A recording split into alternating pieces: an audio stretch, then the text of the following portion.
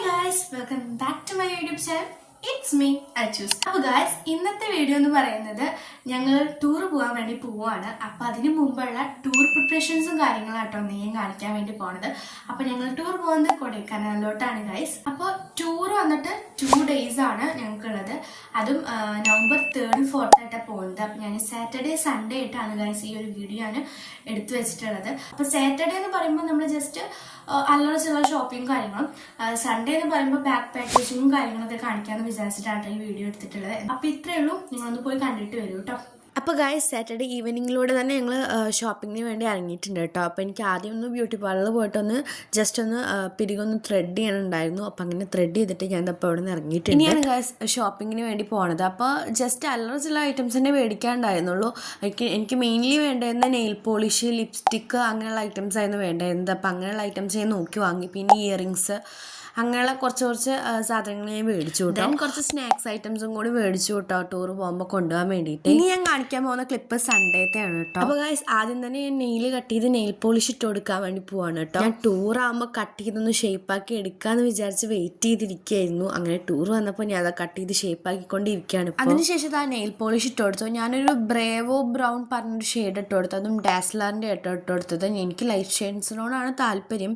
പക്ഷെ ഇന്നലെ ആ കടയിൽ ചെന്നപ്പോൾ എനിക്ക് കിട്ടിയത് ഈ ഒരു ഷെയ്ഡായിരുന്നു. അതുകൊണ്ട് ഞാൻ ഈ ഷെയ്ഡ് തന്നെ മേടിച്ചു. പക്ഷെ കയ്യിലിട്ടപ്പോൾ കാണാൻ അത്യാവശ്യത്തിന് ഭംഗിയും കാര്യങ്ങളും ഉണ്ടായിരുന്നു, കുഴപ്പമൊന്നും ഉണ്ടായിരുന്നു. പിന്നെ ആ സമയത്ത് അമ്മ അവിടെ ഇരുന്ന് ചോദിക്കുന്നുണ്ട്, ഇന്ന സാധനങ്ങൾ എടുത്തു വെക്കേണ്ടേ, അതൊക്കെ പാക്ക് ചെയ്യേണ്ടത്, അതൊക്കെ ഒതുക്കി വെച്ച് കഴിഞ്ഞു എന്നുള്ള കാര്യങ്ങളൊക്കെ ചോദിക്കുന്നുണ്ട്. ഞാൻ പറയുന്നത് നൈറ്റിൽ റെഡിയാക്കാന്ന് പറഞ്ഞുകൊണ്ട് നിൽക്കുകയാണ് കേട്ടോ. അങ്ങനെ ഗൈസ് നെയിൽ പോളിഷും നെയിൽ കട്ടിങ്ങും എല്ലാം കഴിഞ്ഞു. ഇതാ ഇപ്പോൾ ഇങ്ങനെയായിട്ട് കാണാൻ വേണ്ടിയിട്ടുള്ളത്. ഇനി അടുത്ത് ഞാനൊന്ന് ഹെയർ കട്ട് ചെയ്യാൻ വേണ്ടി പോവാട്ടോ. ഞാൻ വിചാരിച്ച ഒന്ന് ഒപ്പം വെച്ച് കട്ട് ചെയ്യാനായിരുന്നു. പക്ഷെ അനുവിന് ഒരു നിർബന്ധം, ഒന്ന് ലേയേഴ്സായിട്ട് ഞാൻ കട്ട് ചെയ്ത് തരാൻ വേണ്ടി അവള് യൂട്യൂബിലൊക്കെ ട്യൂട്ടോറിയൽ വീഡിയോ ഒക്കെ കണ്ടിട്ട് ലേയേഴ്സായിട്ട് എനിക്കൊന്ന് കട്ട് ചെയ്ത് തന്നു. പിന്നെ എൻ്റെ മുടി റഫ് ആയതുകൊണ്ട് തന്നെ ലേയേഴ്സ് ഒന്നും കൃത്യമായിട്ട് അറിയുന്നൊന്നും ഉണ്ടായിരുന്നില്ല. പിന്നെ കുറച്ച് കഴിഞ്ഞപ്പോൾ കുറച്ചൊക്കെ ആയിട്ട് ലേയേഴ്സ് കാണാൻ വേണ്ടി തുടങ്ങി കേട്ടോ. അതാണ് ഇപ്പോൾ ഞാൻ നിങ്ങൾക്ക് കാണിച്ചുകൊണ്ടിരിക്കുന്നത്.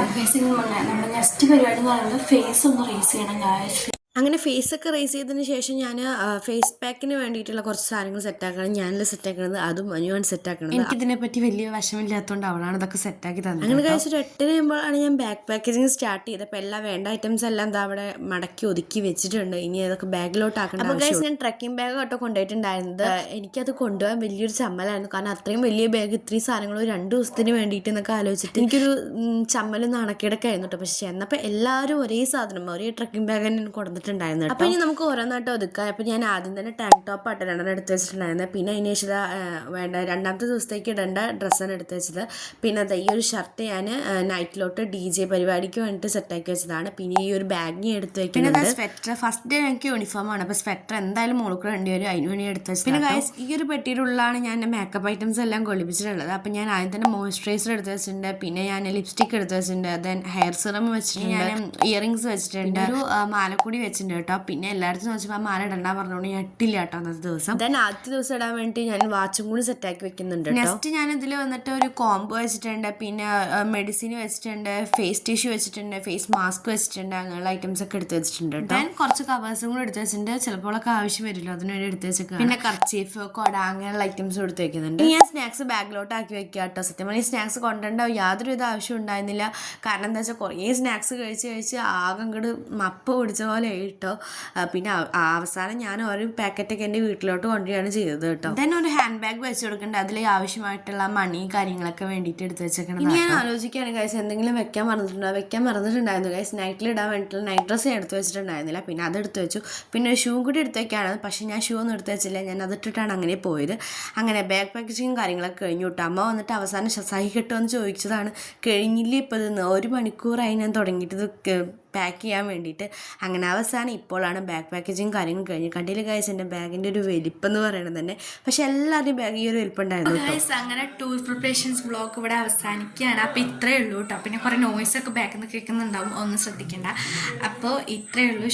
ഷോപ്പിംഗ് കഴിഞ്ഞു, പിന്നെ ടൂർ പാക്കേജിങ് കാര്യങ്ങളും കഴിഞ്ഞു. സത്യം പറഞ്ഞാൽ വിശ്വസിക്കാൻ പറ്റുന്നില്ല നാളെ ടൂർ പോകാന്നുള്ളത്. എന്തായാലും ടൂറിൻ്റെ വ്ളോഗ് ഓരോന്നായിട്ട് ഞാൻ അപ്ലോഡ് ചെയ്യുന്നതാണ്. പിന്നെ എന്നെ കൊണ്ട് പറ്റുന്ന രീതിയിൽ ഞാൻ ടൂർ പ്രിപ്പറേഷൻസ് എടുത്തിട്ടുണ്ട്. കുറേ കാര്യങ്ങളുണ്ടായിരുന്നു എൻ്റെ ഇടയിൽ. പക്ഷേ എന്നെക്കൊണ്ട് പറ്റുന്ന രീതിയിൽ കുറച്ച് കാര്യങ്ങൾ ഞാൻ ഷൂട്ട് ചെയ്ത് നിങ്ങൾക്ക് കാണിച്ചു തന്നിട്ടുണ്ട് കേട്ടോ. അപ്പോൾ ഇത്രയേ ഉള്ളൂ. എല്ലാവർക്കും ബൈ.